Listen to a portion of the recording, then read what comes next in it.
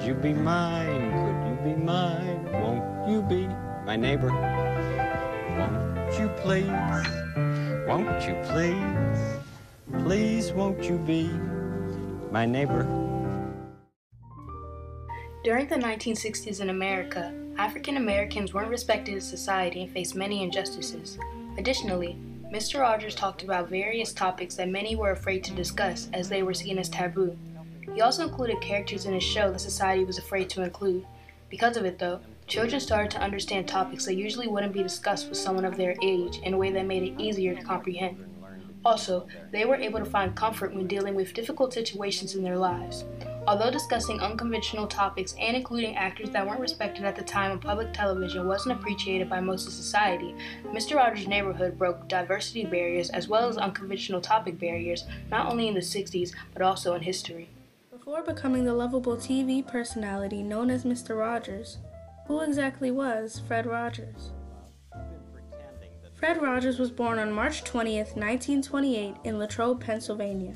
As a child, Rogers often felt isolated and lonely due to being introverted and overweight, which made him insecure. However, these insecurities helped develop his desire to inspire children to love others as well as to love themselves.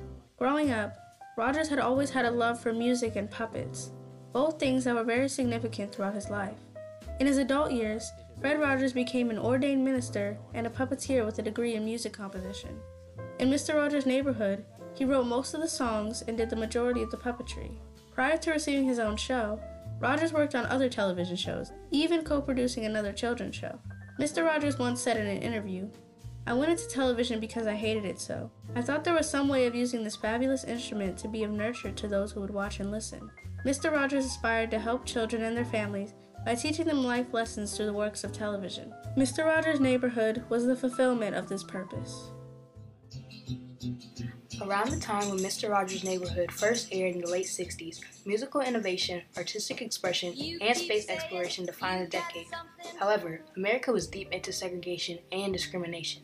Despite the fact that the Civil Rights Act was recently signed into law, granting equality for all races, and the civil rights movement was progressing significantly, racism was still very prevalent in society. Also during the 1960s, public figures such as John F. Kennedy and Martin Luther King Jr. were assassinated, and America was close to starting a nuclear war.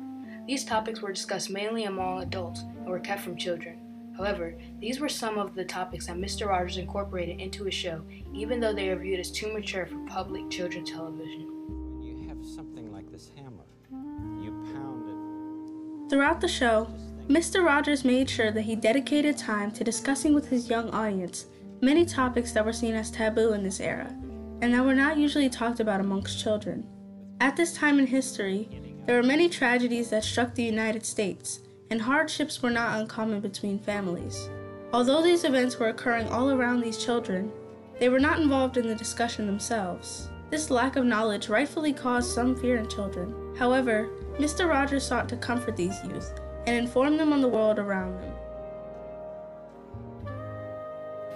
One event that occurred in the 60s was the assassination of United States Attorney General Robert F. Kennedy, the brother of President John F. Kennedy, who was also assassinated about 5 years earlier. This tragic event was broadcasted throughout the country discussing the misfortune. Many children were being exposed to the topic by watching it on news outlets, along with violent imagery intended for adults.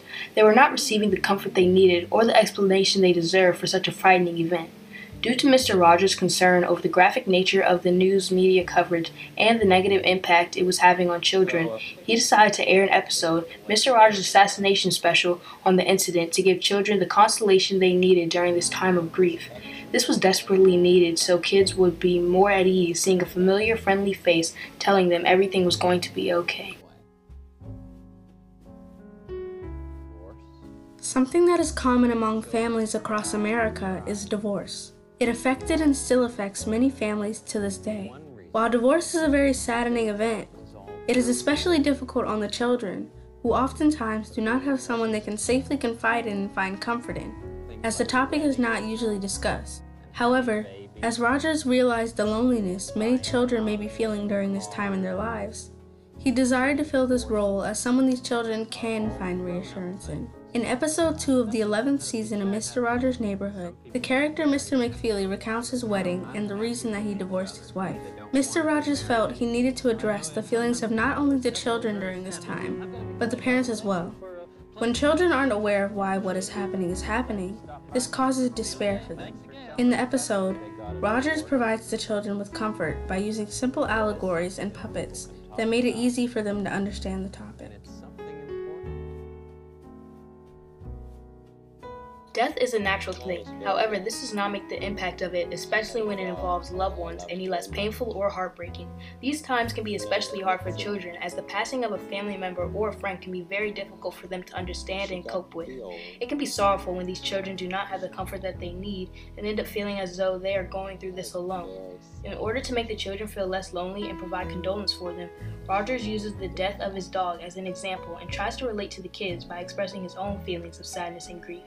To know that someone understands the way that they feel and that they are not going through this alone is very important for children or anyone after experiencing such a personal tragedy. Children deserve to have someone that they can look to for reassurance of their feelings and the things that bother them. Fred Rogers was very aware of the fears of his young audience and wasn't afraid to address them and, in doing so, became that figure that they can look to for support. Also, instead of invalidating the feelings of his audience, he chose to reassure them that it is okay to be sad sometimes, but also inform them of the importance of being able to find happiness again, a life lesson that every person can benefit from. As a role model to these children, he had to incorporate behaviors and actions on his show that are important in building a strong character. That included being friendly to everyone, even those who people weren't usually friendly to. Here it is. Francois Clemens, or Officer Clemens, was a recurring character in Mr. Rogers' Neighborhood. He received backlash from his appearances on the show by the white members of society because Clemens was an African American in a time when they weren't portrayed in a positive way on television or in daily life. People of color in that time period were seen as inferior. While many discriminated against people with differences, Mr. Rogers accepted them.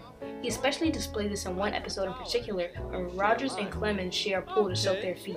At the time, this was a breakthrough because black and white people were not frequently seen together, nonetheless seen sharing something such as a pool. This episode made history amongst television. By portraying a simple act among people of two different races, Mr. Rogers showed differences should not matter when it comes to simple kindness and courtesy. Through the inclusion of Francois Clemens and many other minorities, Fred Rogers sought to show that all people should be accepted and treated equally no matter their differences. Aside from giving minorities a chance on television, he also included people with disabilities in his show too. He gave them a chance and treated them like they were no different from anyone else. As Mr. Rogers once said, to love someone is to strive to accept that person exactly the way he or she is, right here and right now. Minorities did not frequently receive representation on television shows, since the majority of the cast of shows back then were white. People with disabilities weren't often shown on television either. However, Rogers wanted to incorporate them onto his show. Mr. Rogers' Neighborhood became one of the first and most popular TV shows of its time to include diverse characters, and it influenced other favorite shows too, such as Sesame Street. Not only did Rogers' inclusion of diversity impact entertainment, but he also had an influence on his audience. Since Mr. Rogers' Neighborhood's target demographic was children, they were affected the most by the show. When he included diversity within his show, it presented a positive image to kids, especially those who did not see people of color or people with disabilities positively due to stereotypes they had heard, and those who were not used to seeing themselves shown in a positive light on TV. The inclusion brought about more acceptance in the younger generation and allowed more children to create a positive self-image for themselves. Kids also feel as though they can talk about many more of these mature topics without feeling uncomfortable, thanks to Rogers' incorporation of these topics on the show. Mr. Rogers broke many barriers throughout his show. At a time when being an African American wasn't something society welcomed, as well as having disabilities, Mr. Rogers opened up his arms to people of many differences when he included diverse characters on his show. Not only did Mr. Rogers include unwanted characters, he incorporated unwanted topics. Some things he discussed were considered too mature for children's television, but he included them anyway. Although discussing taboo topics and including actors that weren't respected at the time on television wasn't appreciated by the majority of society, Mr. Rogers' Neighborhood broke diversity barriers as well as unconventional topic barriers, not only in his time, but also in history.